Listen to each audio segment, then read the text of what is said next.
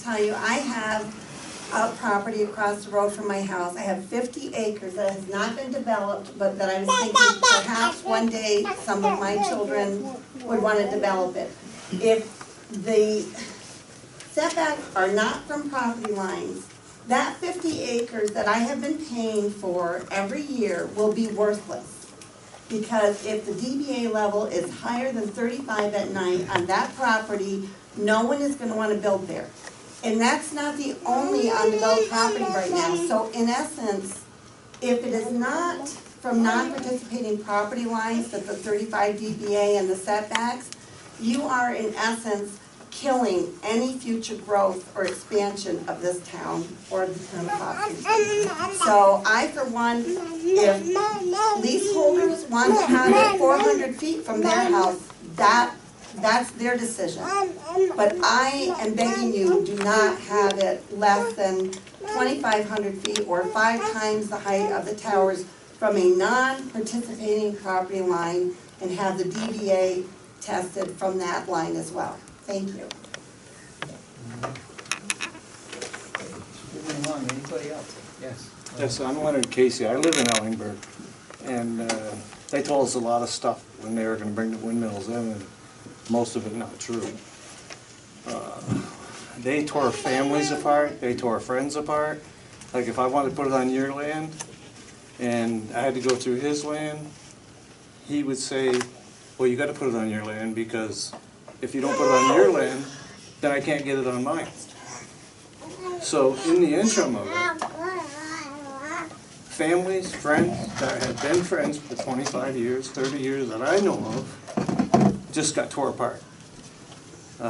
They do make a lot of noise. I live over a half mile, and I can see 20-something from my house. And I can hear them from my house. And it's not, you know, when our town said they were gonna, our taxes would be cut in half. My taxes haven't got down 10 cents. And this has been a few years now. And our land values, like she said, people don't want to build there no more. We used to have a real nice views. We could see Montreal from my house. It's an eyesore. It's an industrial park. And I used to live in the city. And if I wanted an industrial, live in an industrial park, I'd have stayed in the city. It's just so much that they don't tell you. And you find out later. And some people that are getting money for it, those are the ones that tolerate them a little bit better. But as far as they tear communities apart, they ruin your views, and they definitely lower the value of your land. How do you see your home? Ellingburg. When I go over my hill, I can see 100 of them. You signed in for that? Yes. Thank you.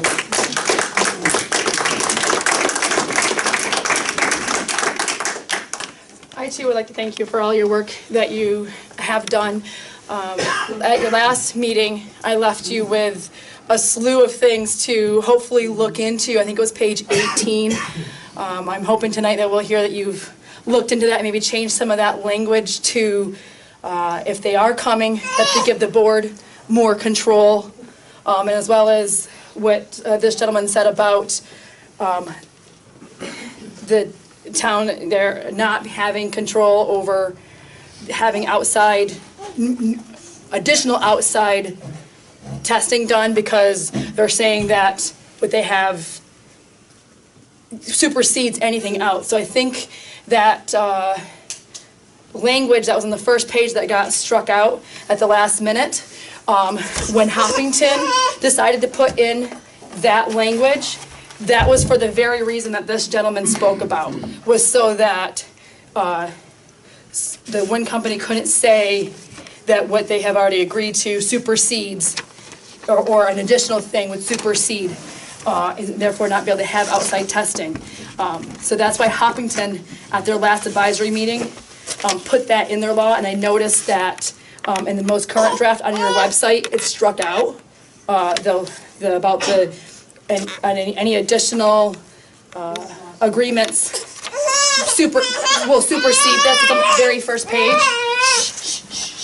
So I hope you reconsider that, because that was put in Poppington on purpose for just exactly what this gentleman was saying. Okay, hand over there in the back. Yes, I'm from Hawkinson, and I'm originally from Vermont. I usually don't speak up and get involved in anything, but I've gone through the wind turbines hundreds and hundreds of times on my way to Burlington. Every time I had the plugging in my ears, but it wouldn't unpop until I got way past Ellenberg. And then my head would clear up. And I did some research online and saw that it's the low pressure of sound that's affecting my inner ears. And I've noticed since, I've gone more and more over there, that it gets worse every time I go through. Sometimes it's so bad it feels like an earache. I mean, it's actually hurting. Other times I've felt the pressure in my chest, and I'm not making it up. I have nothing to gain by this. Personally, I wish I was back in Vermont.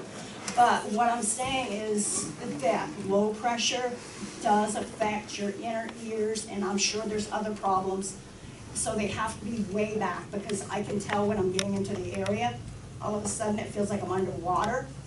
And it's like that garbled. I've tried it windows down, windows up, every type of weather you could think of. I've gone through snowstorms. I've been through there with the fog. You couldn't even see them, but you could feel it. But then it would, by the time I got out through, I'd get past Ellenberg, and my ears would start to pop, and I could hear again.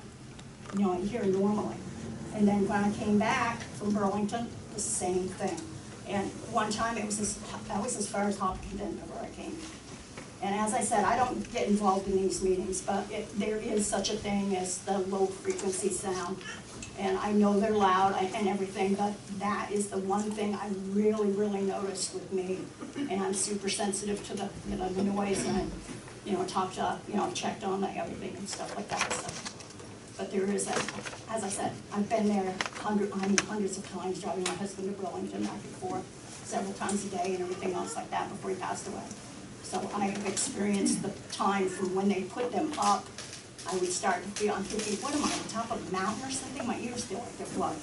But then, I never, attributed it to the wind turbines until I found out, they said they had that side effect. And then lately I've had to go back and forth for, physical therapy, and it's the same thing. It gets worse and worse every time I go through there. And my ears are fine. I have no trouble hearing. I don't have, I don't have a hearing aid, nothing like that. I've never had ear problems, but there is low frequency sound effects. So, thank you.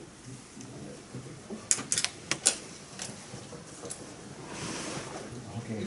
Gary Baird, the Winthrop, Parishville Schools. I'm all for renewable energy and proper renewable energy. But what I despise is our politicians in Albany telling us up here in our rural communities, putting neighbor against neighbor, setting their standards of what we have to have for renewable energy by a certain date. Let them put them down there in the city. Put them in just out in their suburbs. Eliminate the transmission lines and all that takes to get the power down to those folks. As far as I'm concerned, we're already doing our part up here. We got all our rivers all dammed up, providing hydropower. Let's just tell the politicians, no thank you. You put your stuff where you want it, put it down there. And have the governor put one in his backyard, and all the citizens voted for it.